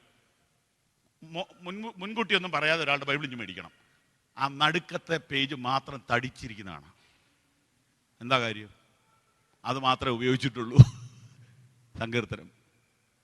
സ്തോത്രം. ഇവിടെയല്ലേ സംഭവം കിടക്കുന്നത്. പുതിയ നിയമത്തിലോട്ട് കയറണം. ഒരു പേജ് ശരിക്ക് വായിച്ചാൽ നിങ്ങൾ പറയും മതി, ധാരാളമായി എന്ന് പറയും. അങ്ങനെ അടുത്ത ദിവസം അടുത്ത പേജ് വായിക്കണം. അപ്പോ എല്ലാം ക്ലൈമാക്സാ. കഷ്ടതയുടെ കഠിന ശോധന, സന്തോഷ സമൃദ്ധി, മഹാദാരിദ്ര്യം, ധാരാളം ഔദാര്യം. ഈ വാക്കുകൾ തമ്മിൽ നേരെ എതിരാ. ദാരിദ്ര്യത്തിന് 1-ാം സ്ഥാനം, ദാനം കൊടുക്കുന്നതിലും. അങ്ങനെയാണോ? അങ്ങനെയല്ലേ എഴുതിയിരിക്കുന്നത്? ദാരിദ്ര്യത്തിൽ നമ്പർ 1, പക്ഷെ അവർ ദാനം കൊടുക്കുന്നതിലും നമ്പർ 1. അപ്പൊ നിങ്ങൾ പറ, ഉള്ളവനാണോ കൊടുക്കുന്നത്, ഇല്ലാത്തവനാണോ ശരിക്കും കൊടുക്കുന്നത്? ചെയ്യുന്ന ദൈവമക്കൾ ഓർത്ത് ഞാൻ സ്തോത്രം ചെയ്യുന്നു. കണക്ക് നോക്കാതെ ദൈവത്തെ ആദരിച്ച് കൊടുക്കുന്ന വിശുദ്ധന്മാരെ ഓർത്ത് ഞാൻ സ്തോത്രം ചെയ്യുന്നു. എന്നാൽ ഞാൻ കണ്ട ഒരു സത്യം പറയാം, ശുശ്രൂഷയിലെ മിഡിൽ ക്ലാസ് ആളുകളാണ് ഔദാര്യമായി ദൈവവേലയ്ക്ക് വേണ്ടി കൊടുക്കുന്നത്. Price the Lord. ഞാൻ ആ ഭാഗത്തേക്ക് പോകുന്നില്ല, അങ്ങനെ പോയാൽ തീരത്തില്ല. സ്തോത്രം. അപ്പോ യേശു എല്ലാവർക്കും വേണ്ടി ജനിച്ചതിനാൽ മഹാസന്തോഷം ലഭിച്ചു.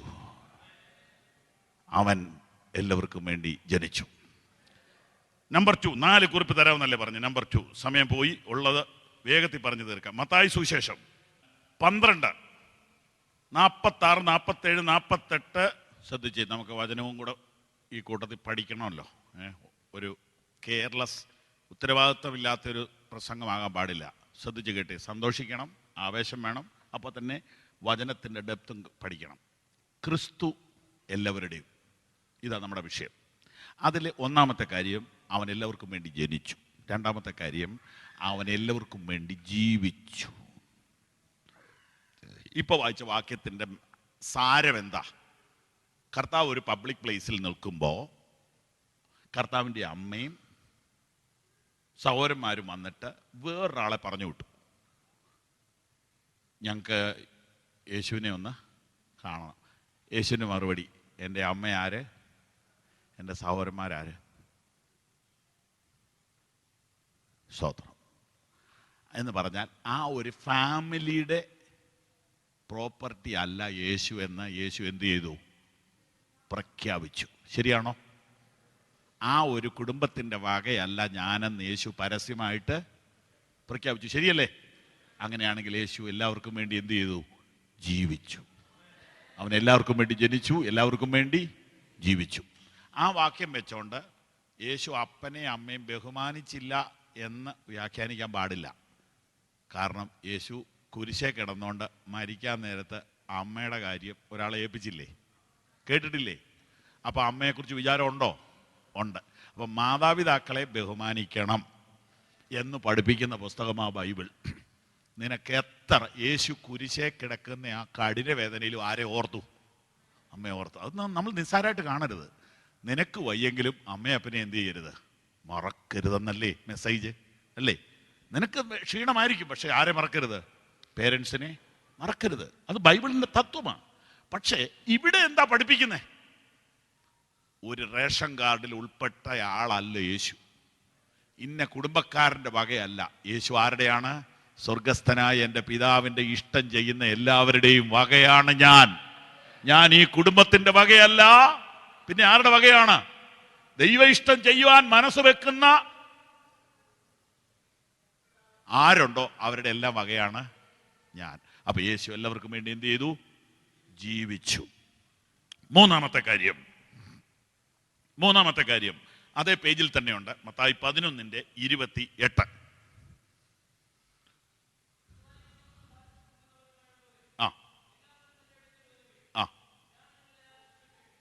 ആരൊക്കെ വരണം? എല്ലാവരും വരണം. അങ്ങനെയാണെങ്കിൽ അവൻ എല്ലാവർക്കും വേണ്ടി സംസാരിച്ചു. ചേർന്ന് പറഞ്ഞാട്ടെ, അവൻ എല്ലാവർക്കും വേണ്ടി ജനിച്ചു, അവൻ എല്ലാവർക്കും വേണ്ടി ജീവിച്ചു, അവൻ എല്ലാവർക്കും വേണ്ടി സംസാരിച്ചു. മറക്കരുത്. ലോകത്തിൽ ഏത് മെസ്സേജ് മറന്നാലും ഈ മെസ്സേജ് മറക്കരുത്. യേശു എല്ലാവർക്കും വേണ്ടി ജനിച്ചു, എല്ലാവർക്കും വേണ്ടി ജീവിച്ചു, എല്ലാവർക്കും വേണ്ടി സംസാരിച്ചു. അവൻ പ്രസംഗിച്ചത് ഒരു മതത്തിന് വേണ്ടിയല്ല. അവൻ പ്രസംഗിച്ചത് ഒരു സഭയ്ക്ക് വേണ്ടിയല്ല. അവൻ പ്രസംഗിച്ചത് ഒരു പ്രത്യേക ഗ്രൂപ്പിന് വേണ്ടിയല്ല. അധ്വാനിക്കുന്നവരെ, ഭാരം ചുമക്കുന്നവരെ, നിങ്ങൾ എല്ലാവരും. അധ്വാനിക്കാത്ത ആരാ ഭൂമിയിലുള്ള? ഭാരം ചുമക്ക നമ്മുടെ വിചാരം, നിങ്ങൾ എന്നോട് തെറ്റിദ്ധരിക്കരുത്, ഞാൻ ഈ വാക്യം വായിച്ചപ്പോൾ ആദ്യം ഓർത്തുകൊണ്ടിരുന്നത് ഈ ചുമട്ട് തൊഴിലാളികളെ പോലെയുള്ളവരെയാ ഉദ്ദേശിക്കുന്നതെന്നാ. എന്നാൽ വചനം ധ്യാനിച്ചപ്പോൾ മനസ്സിലായി അതല്ല. ഈ കമ്പ്യൂട്ടർ ജോലി ചെയ്യുന്നവനും ഭാരമുണ്ട് ഇല്ലേ? അവനെ ഭാരം കൂടുതൽ. അവനും ഭാരം ചുമക്കുക. അവൻ വീട്ടിൽ വന്നിട്ടും ഭാരം ചുമക്കുക. വീട്ടിൽ വന്നിട്ടോ കമ്പ്യൂട്ടറല്ല. അപ്പൊ ഭാരം ചുമക്കുക എന്ന് പറഞ്ഞാൽ സിമെന്റ് ചുമക്കുക മാത്രമല്ല, അധ്വാനമില്ലാത്ത ആരുണ്ട് ഈ ലോകത്തിൽ? നമുക്ക് തോന്നും പ്രധാനമന്ത്രിക്ക് അധ്വാനം ഇല്ലെന്ന്. പ്രധാനമന്ത്രി 2 മണിക്കൂറേ ഉറങ്ങുന്നുള്ളൂ. കേരളത്തിലെ മുഖ്യമന്ത്രിയുടെ കാര്യം ഞാൻ വായിച്ചത് എന്നാന്നറിയോ? മുടി വെട്ടാൻ നേരെ ഇല്ലെന്ന്. എന്നിട്ട് ഇത് വളർന്ന് കണ്ണിലോട്ട് ചാടി കഴിയുമ്പോൾ ഞായറാഴ്ച പത്രം വായിച്ചുകൊണ്ടിരിക്കുമ്പം ആ പാവപ്പെട്ട സഹോദരി വന്നു നിന്ന് വെട്ടു. ഭാര്യ. സത്യമായ കാര്യം പറയും. മനോരമ വായിച്ചു തീരുമ്പോൾ മുടി വെട്ടിത്തീരും. കണ്ടില്ലേ മുടിയുടെ കിടപ്പ്? അതിങ്ങനെ വെട്ടിയതാ. സോദരം. അപ്പൊ ഭാരമുണ്ടോ? ഉണ്ട്. വേറൊരു മന്ത്രി, പേര് പറയുന്നില്ല, വേറൊരു മന്ത്രി ഭാരം താങ്ങാൻ മേലാതെ വന്നിട്ട് അവർ കാറിൽ ഇങ്ങനെ ലൈറ്റ് ഇട്ട് പി പി പി എന്ന് പറഞ്ഞ് പോകുമ്പോൾ എന്നാ സുഖാടാന്ന് നമുക്ക് തോന്നും. എന്തൊരു ഭാരമെന്നറിയോ? ഭാരം താങ്ങാൻ മേലാതെ രാത്രി 2 മണിക്ക് ഉറക്കം നഷ്ടപ്പെട്ടിട്ട് 3 രാത്രി ആ മനുഷ്യൻ ഉറങ്ങിയില്ല. ഒരു മന്ത്രിയുടെ കാര്യം പറയുന്നത് കേരളത്തിലെ. രാത്രി 2 മണിക്ക് എൻ്റെ ഒരു സുഹൃത്തിനെ വിളിച്ചു, പാസ്റ്ററെ വിളിച്ചു. ആ പാസ്റ്റർ ആ നേരത്തെ എന്നെ വിളിച്ചു, പാസ്റ്റർ ഇന്നയാളെ ഞാൻ കാണാൻ പോവുക ഈ മിഡ് നൈറ്റിൽ. പാസ്റ്ററുടെ ഒരു പുസ്തകം ഞാൻ കൊടുക്കാൻ കൊണ്ടുപോകണം. എൻ്റെ ഒരു പുസ്തകം ഞാൻ പുള്ളിയുടെ കൊടുത്തിരിക്കുന്നത് കൊടുക്കാൻ പോവുക. ഞാൻ കൊടുക്കാൻ പോവുക, ഒന്ന് പ്രാർത്ഥിച്ചേക്കണം. ഞാൻ ഫോണിൽ കൂടെ പ്രാർത്ഥിച്ചു വിട്ടു. നിങ്ങൾക്ക് കേൾക്കണോ? ആ മന്ത്രി പിറ്റേ ഞായറാഴ്ച ആ ചർച്ചിൽ ചെന്ന് മൈക്ക് മേടിച്ച് 2 മിനിറ്റ് കൊണ്ട് പറഞ്ഞു. ഇത് ടി വിയിലൊക്കെ വരും, എല്ലാവരും കേൾക്കുന്നതുകൊണ്ട് ഞാൻ മുഴുവനൊന്നും പറയുന്നില്ല. ഞാൻ ഉറങ്ങിയിട്ട് 3 രാത്രിയായി. ഇന്നലെ രാത്രിയിൽ ഈ ദൈവദാസൻ എനിക്ക് വേണ്ടി പ്രാർത്ഥിച്ച ശേഷം ഞാൻ സുഖമായിട്ട് ഉറങ്ങി. അപ്പൊ ഭാരം ഉണ്ടോന്നാണ് ഞാൻ ചോദിച്ചത്. ഭാരം ചുമക്കുന്ന എല്ലാവരെയും ആരാ വിളിക്കുന്നേ? യേശു. അധ്വാനിക്കുന്നവരെ, ഭാരം ചുമക്കുന്നവരെ, നിങ്ങളെല്ലാവരും എൻ്റെ അടുക്കൽ വരുവിൻ, ഞാൻ നിങ്ങളെ ആശ്വസിപ്പിക്കാം. അവൻ എല്ലാവർക്കും വേണ്ടി സംസാരിച്ചു. അവൻ എല്ലാവർക്കും വേണ്ടി ജനിച്ചു, ജീവിച്ചു, സംസാരിച്ചു. യേശു തൊട്ടു. നമുക്ക് കിട്ടുന്ന മെസ്സേജ്, അവൻ എല്ലാവർക്കും വേണ്ടി പ്രവർത്തിച്ചു. സ്തോത്രം. 4 കാര്യം കിട്ടിയോ? അവൻ എല്ലാവർക്കും വേണ്ടി ജനിച്ചു, അവൻ എല്ലാവർക്കും വേണ്ടി ജീവിച്ചു, അവൻ എല്ലാവർക്കും വേണ്ടി സംസാരിച്ചു, അവൻ എല്ലാവർക്കും വേണ്ടി പ്രവർത്തിച്ചു. ഞാനൊന്ന് പറഞ്ഞോട്ടെ, കുഷ്ഠരോഗിയെ തൊടാമെങ്കിൽ പിന്നെ നിന്നെ തൊടാൻ വിഷമമുണ്ടോ? ഉണ്ടോ? ഉണ്ടോ? ഉണ്ടോ? ഉണ്ടോ? എങ്കിൽ ഇന്ന് രാത്രി പറ, കർത്താവേ എന്നെ ഒന്ന് തൊടണേന്ന് പറ. എന്നെ ഇന്ന് രാത്രി ഒന്ന് തൊടണേന്ന് പറ. അവൻ നിന്നെ തൊട്ടാൽ നീ സൗഖ്യം പ്രാപിക്കും. അവൻ നിന്നെ തൊട്ടാൽ നീ ശക്തി പ്രാപിക്കും. അവൻ നിന്നെ തൊട്ടാൽ നീ പുതുക്കം പ്രാപിക്കും. അവൻ നിന്നെ തൊട്ടാൽ നീ ആള് മാറും. ഹല്ലേലൂയ. കുഷ്ഠം നിറഞ്ഞവനെ തൊടാൻ മതം മടിച്ചു നിൽക്കുമ്പോൾ, കുഷ്ഠം നിറഞ്ഞവനെ തൊടാൻ പേരൻസ് മടിച്ചു നിൽക്കുമ്പോൾ, കുഷ്ഠം നിറഞ്ഞവനെ തൊടാൻ ഉന്നതന്മാർ മടിച്ചു നിൽക്കുമ്പോൾ, ദൈവപുത്രൻ അവനെ തൊട്ടെങ്കിൽ ഇന്ന് രാത്രി സഹോദര നിന്നെ അവൻ തൊടും. സഹോദരി നിന്നെ അവൻ തൊടും. എന്നെ അവൻ പല പ്രാവശ്യം തൊട്ടിട്ടുണ്ട്. ഞാൻ തളർന്നപ്പോൾ അവൻ എന്നെ തൊട്ട് ബലപ്പെടുത്തിയിട്ടുണ്ട്. ഞാൻ നിരാശപ്പെട്ടപ്പോൾ അവൻ എന്നെ തൊട്ട് ബലപ്പെടുത്തിയിട്ടുണ്ട്. ഇന്ന് രാത്രി അവൻ നിന്നെ തൊടട്ടെ. ഈ വചനത്താൽ അവൻ ചിലരെ തൊടുന്നു. ഈ ദൂതിന്റെ നടുവിൽ ദൈവം ചിലരെ തൊടുന്നു. ഈ മെസ്സേജ് തുടങ്ങിയപ്പോൾ മുതൽ ദൈവം ചിലരെ തൊടുന്നത് ഞാൻ ആത്മാവിൽ കാണുന്നു. അവൻ തൊട്ടപ്പോൾ ചിലരിന്ന് രാത്രി സൗഖ്യം പ്രാപിക്കുന്നു. യേശുവിന്റെ നാമത്തിൽ അത് സംഭവിക്കട്ടെ. യേശുവിന്റെ നാമത്തിൽ അത് സംഭവിക്കട്ടെ. യേശുവിന്റെ നാമത്തിൽ അത് സംഭവിക്കട്ടെ. കർത്താവ് കൈനീട്ടി ചിലരെ തൊടുന്നത് ഞാൻ ആത്മാവിൽ ഇന്ന് രാത്രി അറിയുന്നു. നിങ്ങൾ ദൈവത്തിന് മഹത്വം കൊടുക്കുക. നിങ്ങൾ കർത്താവിന് സ്തോത്രം ചെയ്യുക. അവൻ നിങ്ങളെ തൊടുന്നു ഇന്ന് രാത്രി. അവൻ തൊട്ടവരും സൗഖ്യം പ്രാപിച്ചിട്ടുണ്ട്. യേശുവിന്റെ രക്തത്താൽ ജയം. കർത്താവേ, ഈ ജനത്തെ തൊടണമേ. ഒരാളെ പോലും വെറുതെ അയക്കരുതേ. പ്രായമുള്ളവരെ തൊടണമേ, യൗവനക്കാരെ തൊടണമേ, കുഞ്ഞുങ്ങളെ തൊടണമേ, സ്ത്രീകളെ തൊടണമേ, ടീനേജുകാരെ തൊടണമേ, യൗവനക്കാരെ തൊടണമേ, അഭിഷേകം ചെയ്യണമേ. നിന്റെ വേലയ്ക്ക് വേണ്ടി ഇന്ന് രാത്രി ചിലരെ തൊട്ട് അഭിഷേകം ചെയ്യണമേ. Oh Jesus. നമ്മൾ വായിച്ച വാക്യം വീണ്ടും വായിക്കാൻ പോവുക. 2 കൊരിന്ത്യർ 5:14. ആ ആ ആ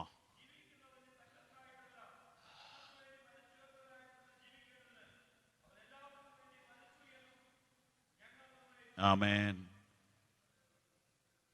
അവൻ എല്ലാവർക്കും വേണ്ടി ജനിച്ചു, അവൻ എല്ലാവർക്കും വേണ്ടി ജീവിച്ചു, അവൻ എല്ലാവർക്കും വേണ്ടി സംസാരിച്ചു, അവൻ എല്ലാവർക്കും വേണ്ടി പ്രവർത്തിച്ചു. 5, അവൻ എല്ലാവർക്കും വേണ്ടി മരിച്ചു. ഒരു നല്ല ഹല്ലേലൂയ പറഞ്ഞാട്ടെ. അങ്ങനെയാണെങ്കിൽ നിങ്ങൾക്കൊരു സംശയം വരണം. എനിക്ക് വന്ന സംശയമാണ്. എല്ലാവർക്കും വേണ്ടിയാ യേശു മരിച്ചെങ്കിൽ എല്ലാവരും എന്നാ രക്ഷപ്പെടാത്തെ? എല്ലാവരും എന്താ സ്നാനപ്പെടാത്തെ? എല്ലാവരും എന്നാ ആരാധനയ്ക്ക് വരാത്ത? ഈ ഹോളിൽ എന്തോ ഒരു സ്ഥലം കിടപ്പുണ്ട്. എല്ലാവർക്കും വേണ്ടിയാ യേശു ജനിച്ചത് മരിച്ചത് എങ്കിൽ എല്ലാവരും എന്താ വരാത്തേ? സ്തോത്രം. ഉത്തരം: 1, എല്ലാവരും അത് തിരിച്ചറിഞ്ഞിട്ടില്ല. 2, എല്ലാവരും അത് അംഗീകരിച്ചിട്ടില്ല. 3, എല്ലാവരും അത് ഏറ്റെടുത്തിട്ടില്ല. അങ്ങനെയാണെങ്കിൽ അവൻ എല്ലാവർക്കും വേണ്ടി ജനിച്ചു, ജീവിച്ചു, മരിച്ചു. ഇന്ന് രാത്രി അത് നീ ഏറ്റെടുത്താൽ നിനക്ക് ഗുണം വരും.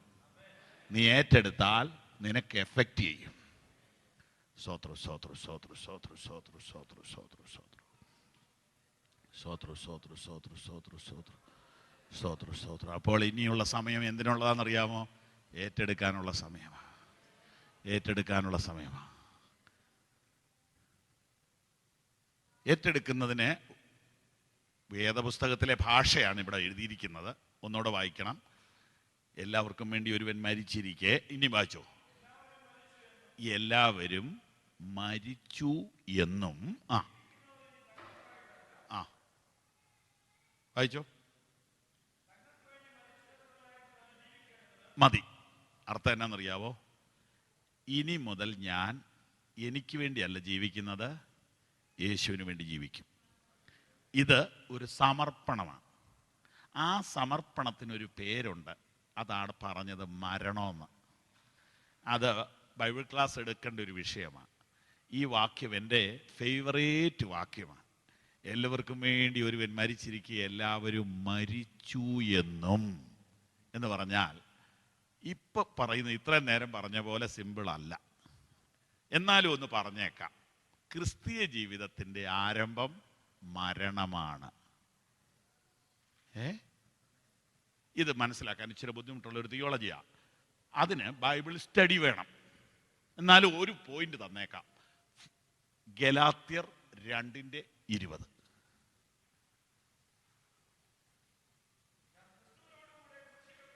ആഹാ, അർത്ഥം എന്നാ? പൗലോസ് ക്രൂശിക്കപ്പെട്ടോ? അറിയാവുന്നവർ പറ. പൗലോസ് അക്ഷരാർത്ഥത്തിൽ കുരിശ് മരിച്ചിട്ടുണ്ടോ? ഇല്ല. എങ്കിൽ പിന്നെ ആ വാക്യത്തിന്റെ അർത്ഥം എന്നാ? സമർപ്പണം അല്ലേ? ഞാൻ ക്രിസ്തുവിനോടുകൂടെ ക്രൂശിക്കപ്പെട്ടിരിക്കുന്നു. അടുത്ത വാക്യം, ഇനി ജീവിക്കുന്നത് ഞാനല്ല, നോട്ട് ഐ ബട്ട് ക്രൈസ്റ്റ്. ഇതാണ് മാനസാന്തരം, ഇതാണ് വീണ്ടും ജനനം, ഇതാണ് രക്ഷ, ഇതാ ക്രിസ്തീയ ജീവിതം. അങ്ങനെയാണെങ്കിൽ സമർപ്പണത്തിന്റെ സമയം വന്നിരിക്കുക. ഇനി ജീവിക്കുന്നത് ഞാനല്ല. സ്തോത്രം, സ്തോത്രം, സ്തോത്രം, സ്തോത്രം, സ്തോത്രം. എൻ പേർക്കേശു മരിച്ചെന്നു ഞാൻ വിശ്വസിക്കുന്നു. എൻ പേർക്കേശു മരിച്ചെന്നു ഞാൻ വിശ്വസിക്കുന്നു. പാപമെന്നിൽ നിന്നു നീങ്ങാൻ യേശു രക്തം ചിന്തി. പാപമെന്നിൽ നിന്നു നീങ്ങാൻ യേശു രക്തം ചിന്തി. കണ്ണുകളടച്ച് പ്രാർത്ഥിക്കാം. യേശു എല്ലാവർക്കും വേണ്ടി ജനിച്ചു, എല്ലാവർക്കും വേണ്ടി ജീവിച്ചു, എല്ലാവർക്കും വേണ്ടി സംസാരിച്ചു, എല്ലാവർക്കും വേണ്ടി പ്രവർത്തിച്ചു, എല്ലാവർക്കും വേണ്ടി മരിച്ചു. പക്ഷെ കുഞ്ഞെ യൗവനക്കാരാ, അത് എനിക്ക് വേണ്ടി എന്ന് നീ ഏറ്റെടുത്തിട്ടുണ്ടോ? ഉണ്ടോ? ഇല്ലെങ്കിൽ നിനക്കൊരു പ്രയോജനവുമില്ല.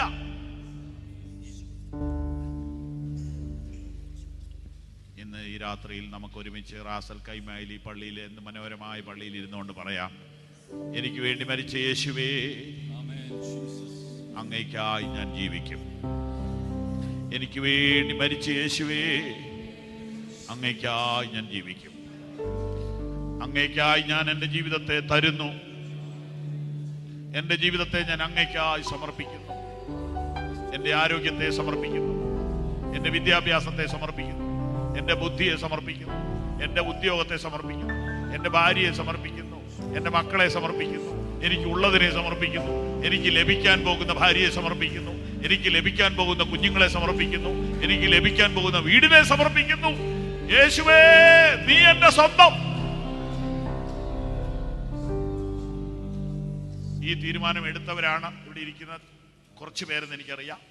എന്നാൽ ഈ തീരുമാനം ഇവിടെ പലരും ഏറ്റു പറഞ്ഞല്ലോ. നിങ്ങളെല്ലാവരും ഏറ്റു പറഞ്ഞതിന് നന്ദി പറയുന്നു. എന്നാലും ഞാൻ എൻ്റെ ജീവിതത്തെ യേശുവിനായിട്ട് സമർപ്പിക്കുന്നു എന്ന് പറയുന്നവർ ആ കൈയൊന്ന് ഉയർത്തിപ്പിടിച്ചേ, ആ കൈയൊന്ന് ഉയർത്തിപ്പിടിച്ചേ, ലജ്ജിക്കാതെ ഒന്ന് ഉയർത്തിപ്പിടിച്ചേ.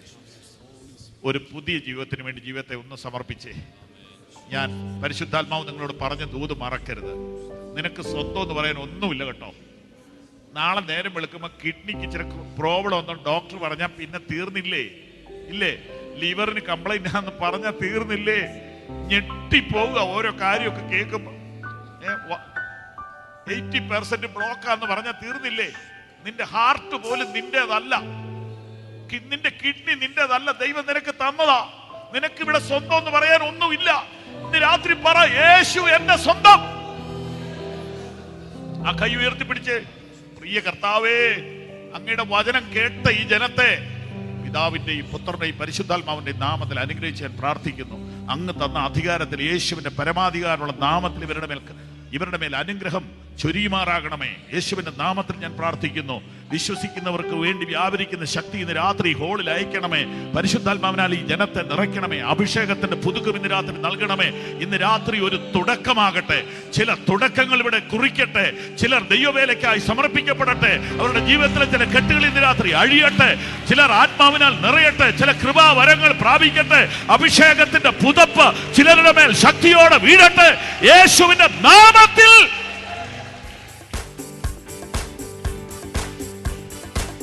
യേശു ജീവിക്കുന്നതിനാൽ ഞാനും എന്നേക്കും ജീവിക്കയാം.